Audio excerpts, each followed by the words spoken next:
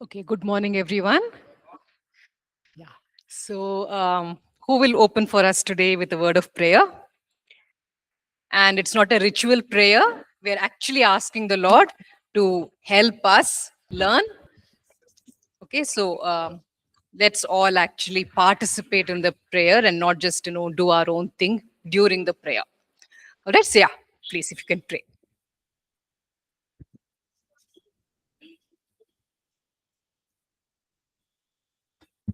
Oh, gracious Heavenly Father, we just want to thank for this, dear Lord. I thank you for bringing us over here, Lord Jesus, as we go through your words, Lord, as we listen from your words, Lord. Help us, Lord. Open our minds and soul, Lord Jesus. And I submit my ma'am into your hands, Lord. Holy Spirit, guide us and control us, Lord. Thank you for bringing us over again, Lord. In the name of Jesus, I pray. Amen. Amen, amen. Thank you. Yeah. So we've been looking at the attributes of God over the last two sessions. Just a brief word to e-platform students who would be watching the recording later. So far in Under the Doctrine of God, we have had two sessions, and both the videos have already been posted, on the same day and after the lecture. By evening, we do the posting. So I'm not sure if what the issue is, because I think one of the students said that they cannot see it. So far, we have done two videos. We have completed two lectures, and the videos of both those lectures have been posted in the e-platform. So today's will be the third session under Doctrine of God, and that also will be posted in the e-platform by 5 o'clock in the evening. All right, so this is just for the e-platform students who are wondering, maybe they are wondering that there are extra videos, but no. Okay, we only had two videos so far. Today will be the third video on the doctrine of God. Hope that clarifies. This is for the e-platform students. Yes. So we have been looking at various attributes, various characteristics of our God, and today we will be looking at a few more. So they are very briefly mentioned in your booklet, and I'm not doing them in the same order in which they are mentioned in the booklet. Today I thought it would be good if we can start off with that characteristic of God which talks about his holiness. We are very familiar with this term about God being holy. So what does that really mean? The understanding we have of this term is rather limited. Most of us, when we stand, especially during worship, and we cry out and we sing and we say, Lord, you are holy, we just think of him not doing anything wrong. But there's so much more to this word. So we will look at that. We will look at what it means when the Lord says, be holy because I am holy. So if we could have someone read out for us Leviticus 11:44, we will then reflect upon what this verse says. Leviticus 11:44. If someone could read out for us, please. For I am the Lord your God. You shall therefore sanctify yourselves, and you shall be holy, for I am holy. Neither shall you defile yourselves with any creeping thing that creeps on the earth. So in this verse, the Lord says, I want all of you Israelites to be holy, to sanctify yourself. In the NIV, it says to consecrate yourselves. So the Lord says, I want you to sanctify and consecrate yourselves and be holy. Why? Because I am holy. Okay, so that Hebrew word used over there is kadosh. Um, Kadosh. That would be the Hebrew word. And this Hebrew word has two meanings. It's when we understand the meaning of these two words, that what the Lord is asking us to do becomes more clear in our minds. And we might have touched upon this earlier, don't particularly remember, but then, yeah, we will be now looking at this once again.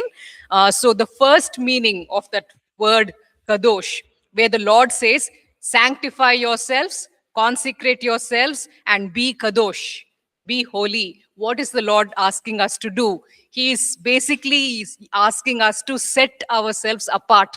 That's the basic meaning of kadosh, something that is set apart, something that is, separate and not along with the other things. So the basic meaning of that word kadosh is something which is set apart. Okay, so how does that word apply to us? The Lord is telling the Israelites and also all of us who are part of God's family, He's telling us that we should consecrate ourselves, sanctify ourselves. Those are big words, which basically means set yourself apart. In our home we have all this dinnerware which we use for our daily meals. Then there's dinnerware which we use when guests come. That is set apart for only for those special guests. Your mother will take that dinner set out only when there are special guests. She's not going to give you your daily meal in that. So yeah, some people are happily nodding their heads because they know what that is. So that dinner set has been set apart for them and them alone, not for just about anything. So here the Lord is saying, I want you people to sanctify yourself, consecrate yourself. Those are just big words which are saying, I want you to set yourself apart only for me. You will not bow to any other gods. You will not have other priorities before me. You will not have other loyalties in front of me. I will be the topmost priority. I am the only one that you will worship. You will set yourselves apart in the way you conduct your business. When you go to your workplace and you do your trade, how are you going to do your trade? Not like the other businessmen, who may be compromising, who may be cheating. You will set yourself apart in your business life to honor only me. And, in the same way, in your family life, maybe other people run their families in the way they want to. But how will you run your family? You will set yourself apart in the way you run your family in a way which honors me. So in each area of life, the Lord is telling us to consecrate, sanctify, to set ourselves apart only for Him and His purposes alone. So which means we do not have the freedom to live the way the other people live. They live for themselves, but we do not live for ourselves. We set ourselves apart for Him, to please Him. So rather than doing what we want to do, we do what He wants, because we are like the dinner set which has been set apart for His honor. Which is why in the New Testament, Paul says there are all kinds of vessels available in a kitchen. There are those that are meant for honor. We are meant to be those vessels of honor which have been royally set apart for the King of Kings. So we are not like the common vessels, which are used maybe for trash, to throw the trash in. We're not common vessels which are used for lower purposes. We are meant to be set apart to honor Him and to fulfill His wishes alone. So He says, I want you to behave in this way. I want you to set yourselves apart. Why? Because I am Kadosh. Because I am set apart. So in what sense is He calling Himself set apart? He's basically saying, there is nobody else like me in the entire universe. You have all these man-made gods which people have made, but I am set apart. There's only one God, and that is me. I am the Lord of Lords. Because they all these human gods which people have created, they're all called lords, but I am the Lord of even these artificial lords. I am the Lord of Lords. So in that sense, I am set apart. So your loyalties cannot be to someone else. Your loyalties have to be to the King of Kings and Lord of Lords. Because I am set apart, I'm unique, and there is no one else like me. All of your life, your choices, the way you run your work, the way you run your family, the way you entertain yourselves, all of this will have to be set apart for me, because I am set apart. I'm unique. There's nobody else like me. So the next time when we stand in the church and saying, Lord, you are holy, we are saying, Lord, the reason we are worshiping you is because there's no one else like you. I mean, you are the ultimate. There are all these people whom we respect on earth, leaders whom we, love and honor. But Lord, there's no one like you. We have world leaders whom, everyone in the world appreciates and applauds. But Lord, even they are nothing. There's no one like you, Lord. You are unique, and you're the one worthy of all worship. And so these angels who surround the throne of God in the heavenlies, we are told that they keep crying out this one word, Kadosh.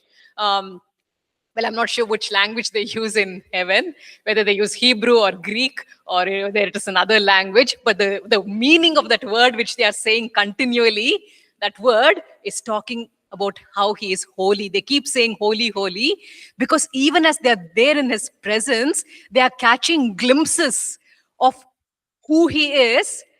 And why do they keep saying it? They are not, because every time they are in his presence, they're having a fresh revelation of some new aspect of him which they had not realized before. And every time they catch a glimpse of this new aspect of who he is, they say, holy, there's no one like you. My goodness, just now I saw an aspect of you which I never even knew. And Lord, amazing. You are holy. There's no one else like you. And they keep repeating this again and again because our God is infinite.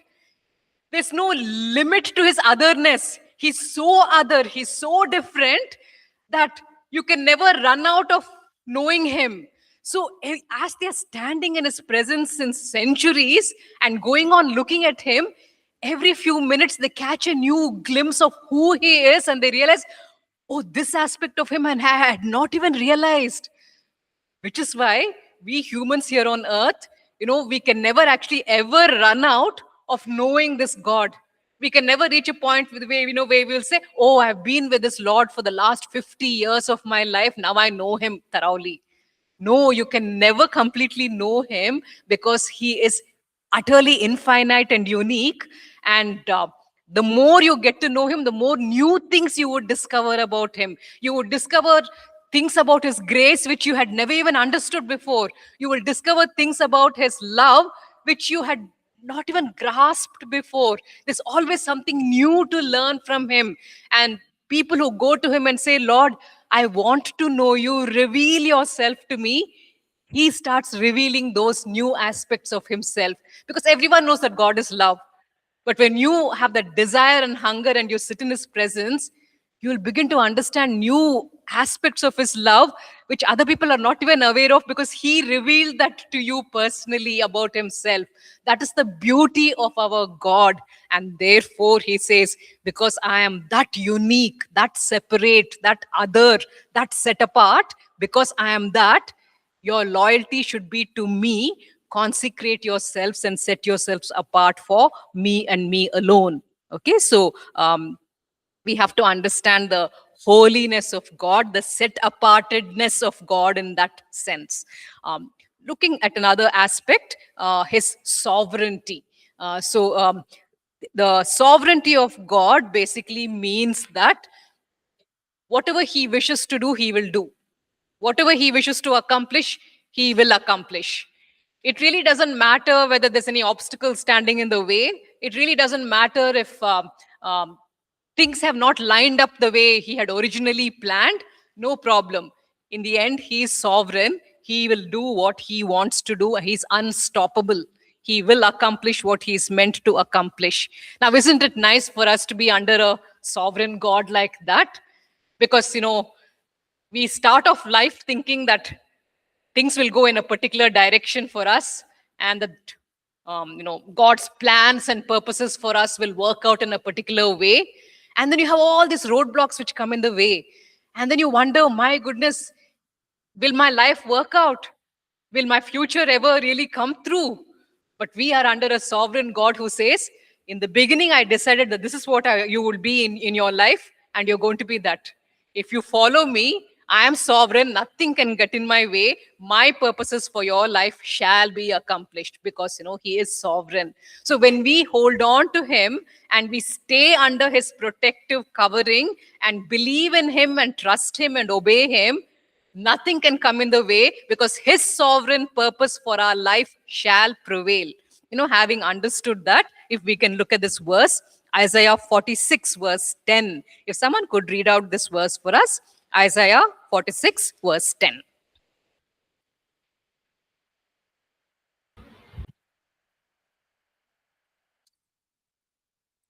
Yes, ma'am. Yes, please. Someone could read out. Yes, ma'am. All right. Declaring the end from the beginning and from ancient times, things that are not yet done, saying, my counsel shall stand, and I will do all my pleasure. Amen. Yes. Which version is that? Which Bible version is that? It is NKJV, madam. Okay. Fine.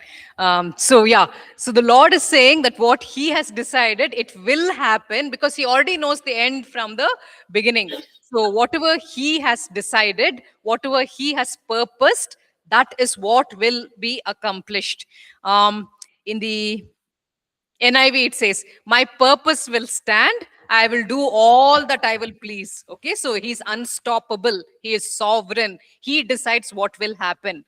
Now, there's another aspect to the sovereignty of God, and people kind of tend to grapple with that, wondering, how it, balances out, because there's something called free will. The Lord is sovereign. What He has purposed, what He has decided will be accomplished in the end. But at the same time, He does not restrict people's freedom. People do have a free will to make their own choices. Human dictators, the only way they can be sovereign is by controlling everyone, crushing them and pressing them down and saying, you will do only what I say.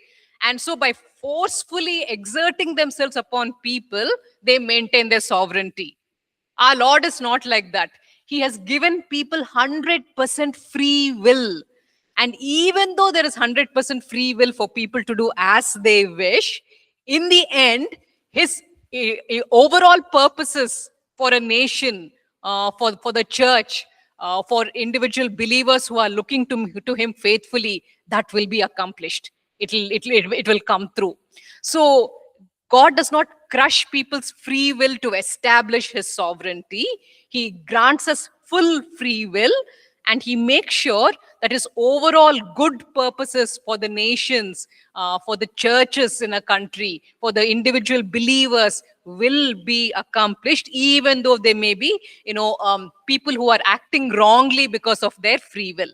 Okay, so that is our good is not harmed in any way just because people have been given the freedom to exercise free will. One good example of the way people wrongly used their free will is, we see that in Genesis 6, 5 to 8. If someone could actually read out that passage where we see, free will being exercised in the wrong manner. Verses, madam. Genesis 6, 5 to 8. 1 minute, ma'am. Genesis 6, 5 to 8. Huh? Yeah. Okay. The Lord saw how great the wickedness of the human race had become on the earth, and that every inclination of the thoughts of the human heart was only evil all the time. The Lord regretted that He had made human beings on the earth, and His heart was deeply troubled. So the Lord said, I will wipe from the face of the earth the human race I have created, and with them the animals, the birds, and the creatures that move along the ground. For I regret that I have made them. But Noah found favor in the eyes of the Lord. Amen. There are two times in these verses where the Lord says, I regret having made these humans. Because when He made humans, He had good intentions. He wanted them to be blessed. He wanted them to rule the earth and flourish. He wanted the very best for them.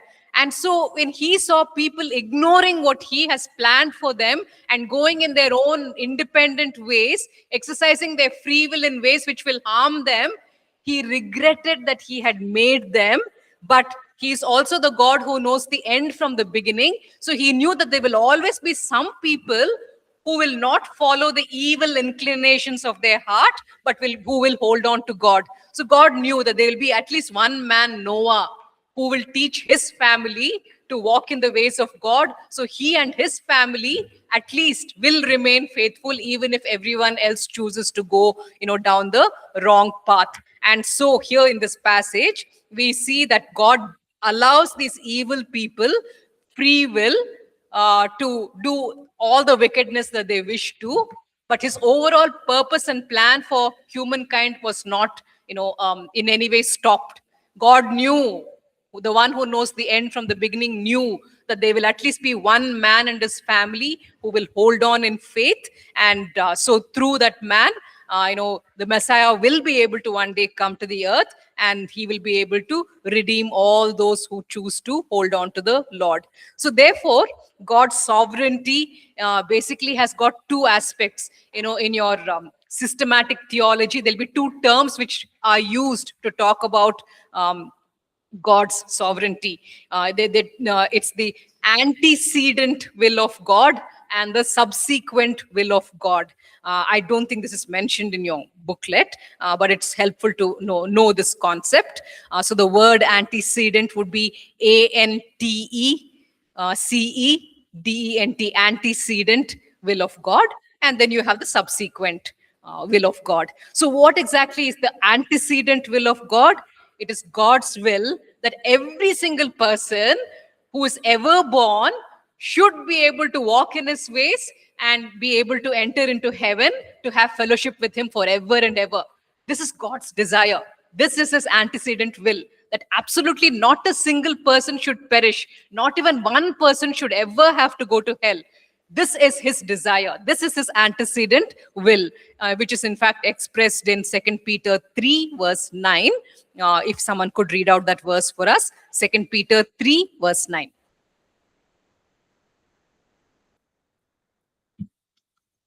The Lord is not slow in keeping his promise, as some understand slowness. Instead, he is patient with you, not wanting anyone to perish, but everyone to come to repentance. Amen. It says here that he is patient. Why? He's not bringing judgment upon the people who are sinning. He is being patient. In the last row, the three of you who've been amused from the beginning, please, if you could just concentrate, okay, and stop your discussions over there, please. And if you're very disinterested in the class, you can always, leave. But if you're in the class, don't distract. So here, the Lord is saying that he does not want anyone to perish, and that's the reason why he's patiently waiting and not punishing. So he gives a long period of time, before he punishes people. So here it talks about the antecedent will of God. But then what happens when people refuse to submit to him and they continue to live in sin? Then you have the subsequent will of God coming in. Okay, so God's antecedent will, of course, is that no one should perish. However, when people resist him, then of course you have the subsequent will of God, which is acted out.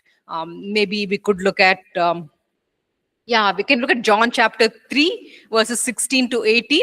I mean, we're already familiar with John 3:16. So if someone could read out John 3:16 to 18. For God so loved the world that he gave his one and only Son, that whoever believes in him shall not perish but have eternal life. For God did not send his Son into the world to condemn the world, but to save the world through him. Whoever believes in him is not condemned, but whoever does not believe stands condemned already, because they have not believed in the name of God's one and only Son. Amen. So God's antecedent will is that absolutely nobody should perish. But if someone chooses not to believe in the Son of God, if someone chooses to continue living in rebellion against God, even though God has revealed that Jesus is the only way to the Father, if someone chooses to resist that and rebel, he says, whoever does not believe stands condemned. So the choice is left to people whether they want to accept this free provision of salvation which is given, or if they really choose to resist, then yes, in that case, then they stand condemned, even though God's antecedent will was that no one should perish. So you have the antecedent will, and then you have the subsequent will, when someone actually makes a choice and says, no, I do not want to be under this living God. Maybe we could look at one more scripture, 2 Thessalonians 1, verses 8 to 10. Yes, ma'am. 2 Thessalonians 1, 8 to 10. He will punish those who do not know God and do not obey the gospel of our Lord Jesus. They will be punished with everlasting destruction and shut out from the presence of the Lord and from the glory of his might. On the day he comes to be glorified in his holy people and to be marveled at among all those who have believed. This includes you because you believed our testimony to you. Amen. Yeah, so we see this point being made very clearly over here that God has given everyone a chance to come to him. But then if they choose not to obey the gospel, it says over here, those who do not obey the gospel of our Lord Jesus, they will be punished with everlasting destruction. Because the allegation which the world makes against the church is they say, oh, what kind of a God do you have? Your God sends people to hell. Isn't he cruel and merciless? But then God's antecedent will was never that we should go to hell. That was never his desire. So he is a loving God, and when he saw people living in sin, he took steps to help them in spite of their sinfulness. He was willing to even send his own son and have him sacrificed on the cross so that these sinful people can still have a second chance to come to him. So from his side, God has done all the provisions required to allow his antecedent will to prevail. Now, in spite of all of his provisions, if someone still chooses not to obey the gospel and place their faith in the Lord Jesus, then, only then, it says that everlasting destruction and will come upon them as a punishment. And it says over here in the 2 Thessalonians 1 verse 8 to 10, it says, they shall be shut out from the presence of the Lord and from the glory of his might. So, it's a decision which they are taking to choose to completely be shut off from the presence of God, where there's love and there's compassion and there's support and strength. They are choosing to cut themselves off from this loving God. It's a choice which they are, making because of the rebellious nature in their hearts. So even as we're talking about the love of God, let's actually look at that in fuller detail. So the next characteristic that we are dwelling upon is the love of God. What does it mean when it says that God is love? One of the main points which comes across is what we find in 1 John 4 verses 8 to 10, which describes what God's love is like. So if someone could read out for us, 1 John 4, 8 to 10, what exactly is this love of God like? How is it defined? 1 John 4, 8. Whoever does not love does not know God, because God is love. This is how God showed his love among us. He sent his one and only Son into the world that we might live through him. This is love, not that we loved God, but that he loved us and sent his Son as an atoning sacrifice for our sins. Amen. So God just made a free choice. Even if people choose not to love me, I will make the ultimate sacrifice. So whether or not people choose to love God, he has made his decision and he has sent his Son. So now it's up to the people whether they choose for him or against him. But from his side, expecting, even though he was not sure that everyone will respond or not, in a selfless way, he loved first and he showed the ultimate grace and mercy by offering Jesus Christ. When it comes to us humans, we wait to see whether that person is going to be nice to us or not. And if they are nice to us, then we will make sacrifices for them, because they are nice, they are good, they are kind. So we want to make sacrifices for them. But here it says, this is love, not that we loved God.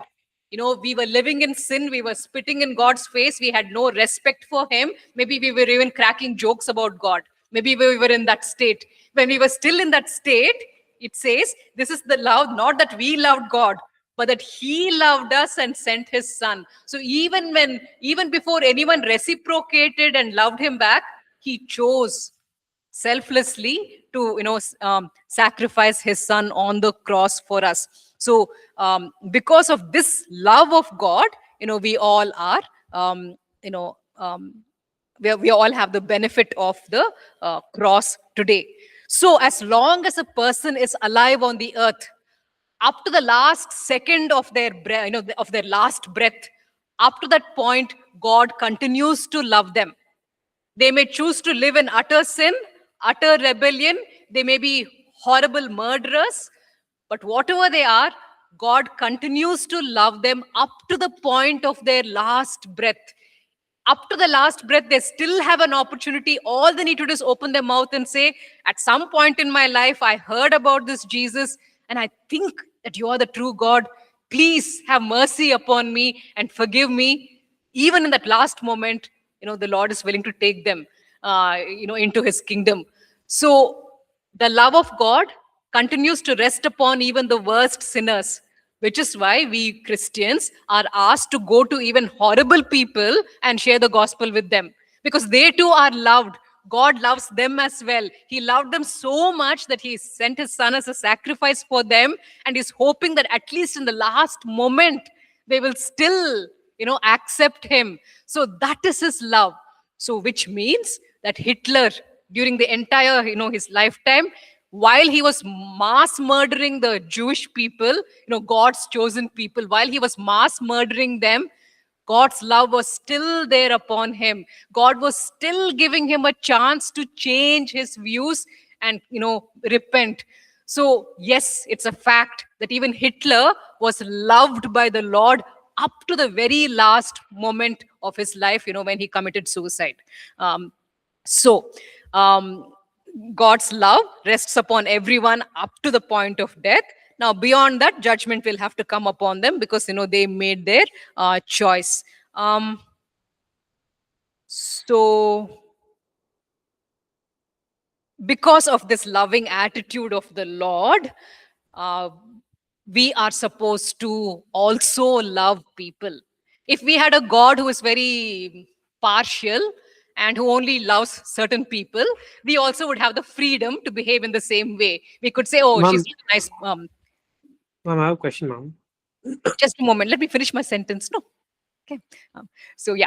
And no, I get what you're saying. Just give me a moment. So, we will, we feel that it would be good to only show love towards people who are nice. So, we can say, oh, our God is also a God who only shows love to certain people. So we too will follow in his footsteps and show love only to certain people. But we cannot have that excuse, because here in the scriptures, we are seeing that God's love rests upon people, up to the last minute of their lives. Therefore, we also have to walk in love. We will talk a little bit about that further. But yes, Melvin, please go ahead with your question. Yeah. Ma'am, so you just told us, Go ahead. God's love rests on us till the point of death. Right? But for those who don't know him, so till the point of death, his love is still there. But for those who's never heard their names, for people in the tribe areas, will they still be saved? Because they anyways don't know his name. Yeah. So, I wish I had my scriptures.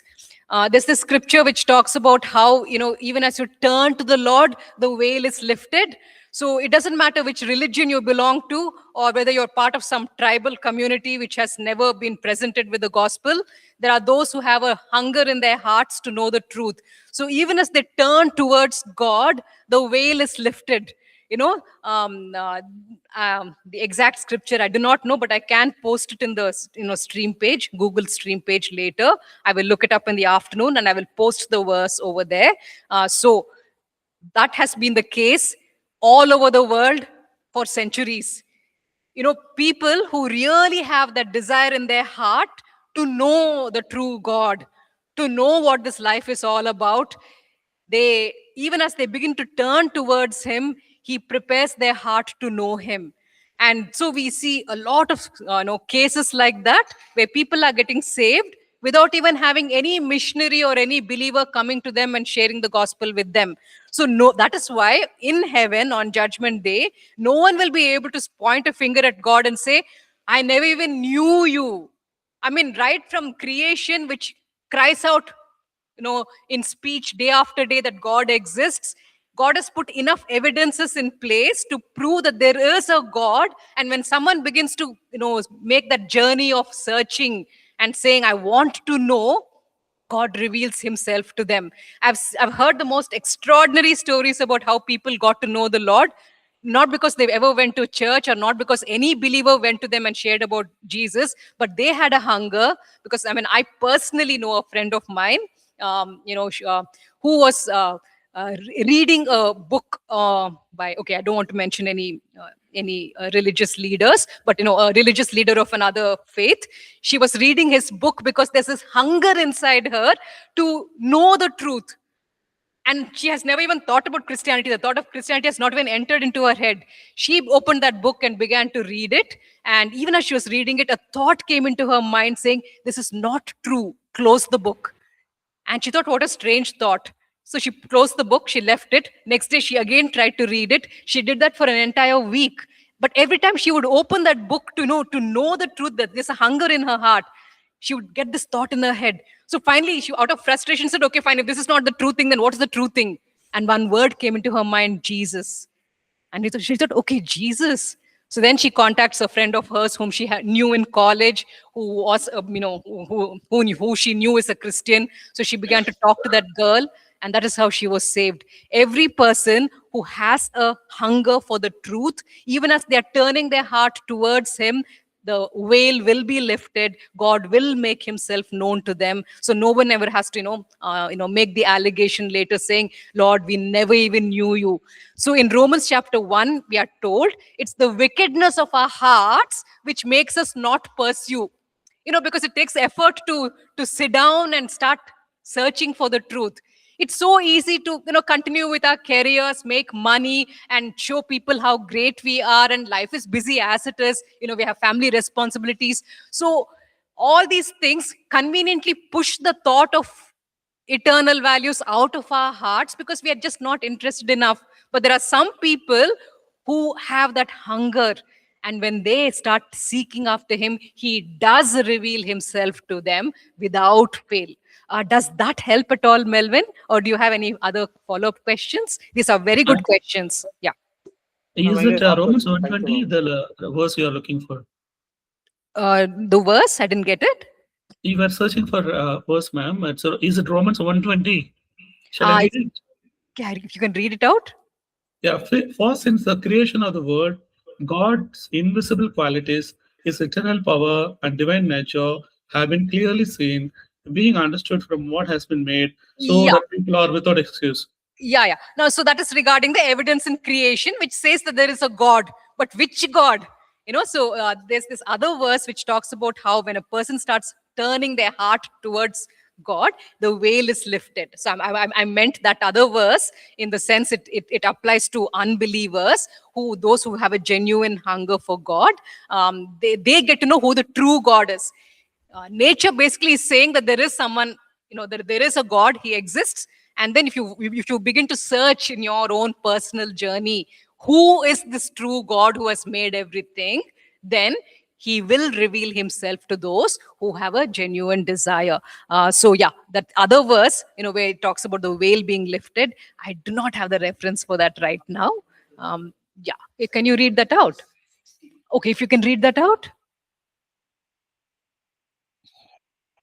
Whether is this the one?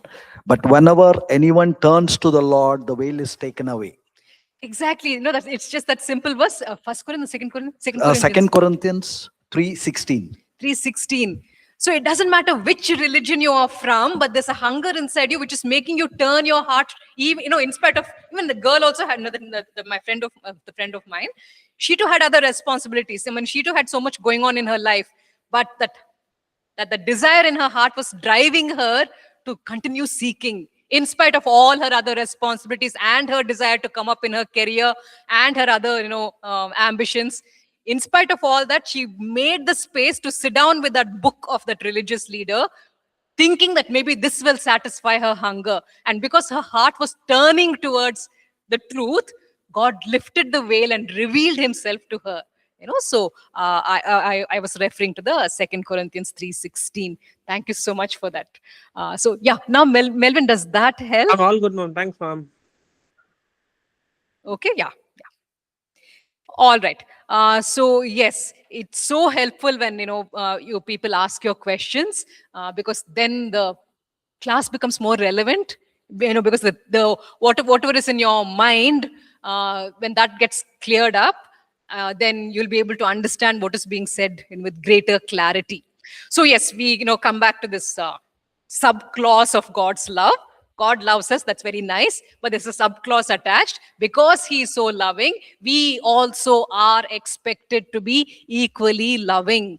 And so we're all familiar with this passage, but let's read it anyway. This is our, this is a commandment to us. This is a responsibility given to us. No believer can, try to avoid this.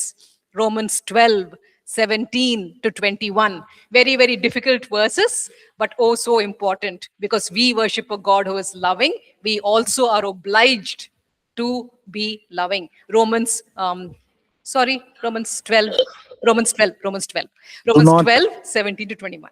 Do not repay anyone evil for evil. Be careful to do what is right in the eyes of everyone. If it is possible, as far as it depends on you, live at peace with everyone. Do not take revenge, my dear friends, but leave room for God's wrath. For it is written, "It is mine to avenge. I will repay," says the Lord. On the contrary, if your enemy is hungry, feed him. If he is thirsty, give him something to drink. In doing this, you will heap burning coals on his head. Do not overcome by evil, but overcome evil with good. Amen. So, because our God is a God who loves even the worst sinner, we also have to love the people who are not being nice to us. So it says over here, do not overcome, do not be overcome by evil. When they do evil to you, don't be overcome by that evil which they are doing to you. Rather, it says, overcome evil with good. Even though they are doing evil to you, in exchange, you do good to them. You show love to them. And in what way do you show love? It talks about how if your enemy is hungry, you actually, prepare a meal for him. If he is thirsty, you give him water to drink. And then it goes on to say, in doing this, you will heap burning coals on his head. Again, there is a very wrong understanding of this verse, simply because a lot of people don't understand the culture of the biblical times. It's talking about how in that Middle Eastern environment, the daytime is so hot, but in the night it is so cold. It's extremely cold. So they would light a fire, or inside the houses, where you can't light a fire because then the smoke would be too much. They would just basically have these burning hot coals, which they would place in the middle, and people would sleep around that, around those hot coals to stay warm. So if someone is so poor that he doesn't have the money to purchase coal, and he comes to you and he's your enemy, he has hurt you, he has treated you badly, and he says, please, can I have a little bit of coal for my family and me tonight? Don't just give him 1 or 2 coals. Heap enough coals on his head that he goes away warm.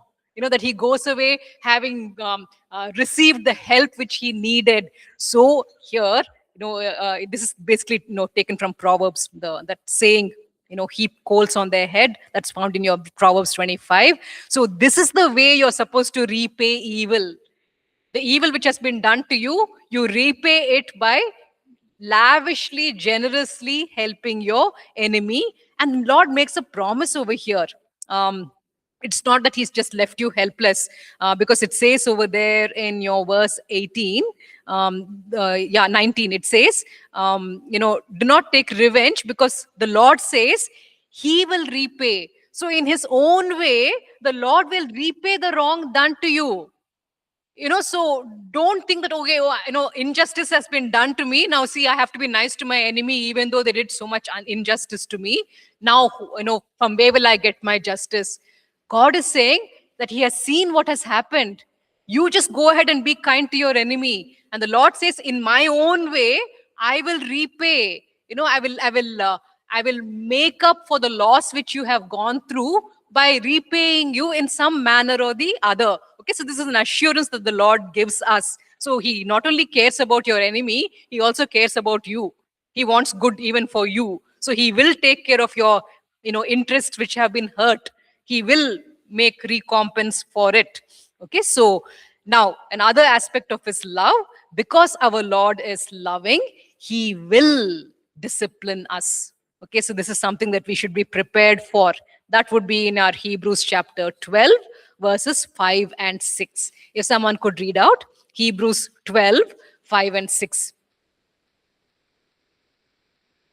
And have you completely forgotten this word of encouragement that addresses you as a father, addresses his son. It says, "My son, do not make light of the Lord's discipline, and do not lose heart when he rebukes you." Amen. Because, yeah, the next verse, verse 6. Okay. Because the Lord disciplines the one he loves, and he chastens everyone he accepts as his son. Yeah, so here it says that the Lord disciplines the one that he loves. The way the Lord expresses his love towards his children is by disciplining them. If he continued to allow us to live in our own way, doing our own thing, we would never become the beautiful, person that we are meant to. That great plan that he has for our lives will never be fulfilled if he allows us to continue running around having our own way. So he needs to discipline us. He needs to correct us and tell us what you are doing is wrong. You need to change your attitude regarding this particular thing. Or I want you to go out and do that thing which you have been, hesitating to do. He disciplines us and corrects us and rebukes us so that we can become what he has planned for us, so that we will not miss out on the ultimate plan that he has for our lives. So it is for our own good that he expresses his love towards us when he disciplines us. So we should not assume that God is angry with us. He is not angry, he's concerned.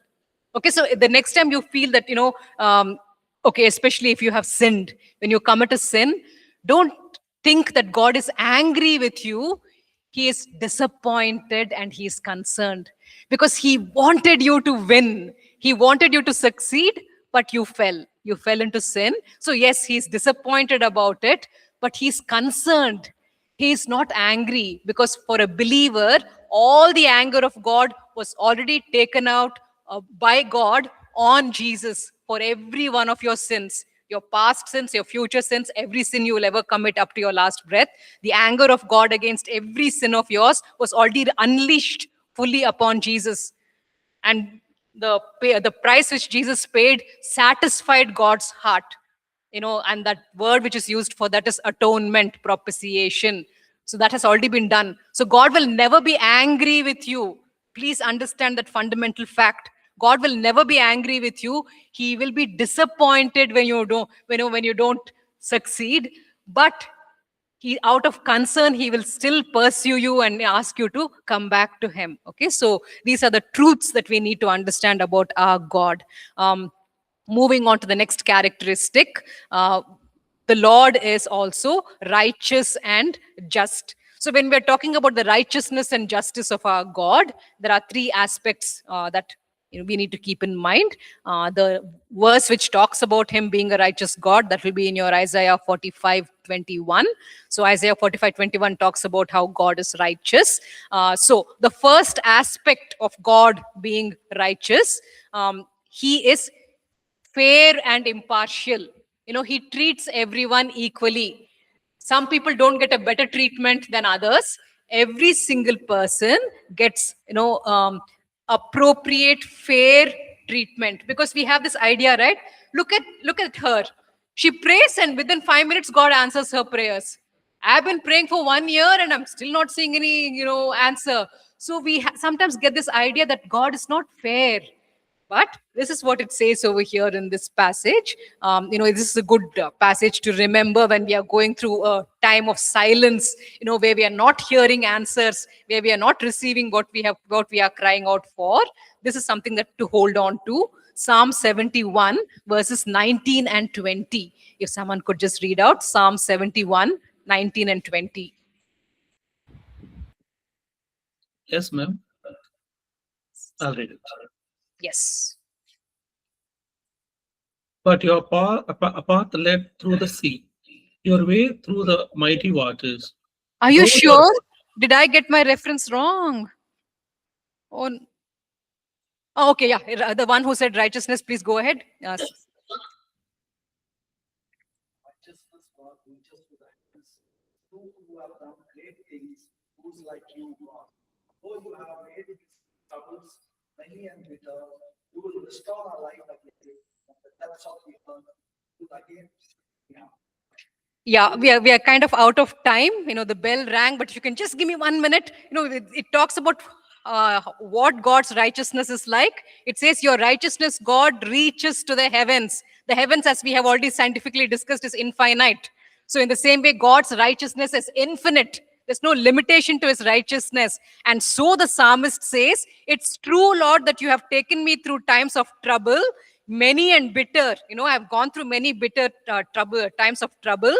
But he says, you will restore my life again. You will again bring me up. He doesn't even have any doubt about it.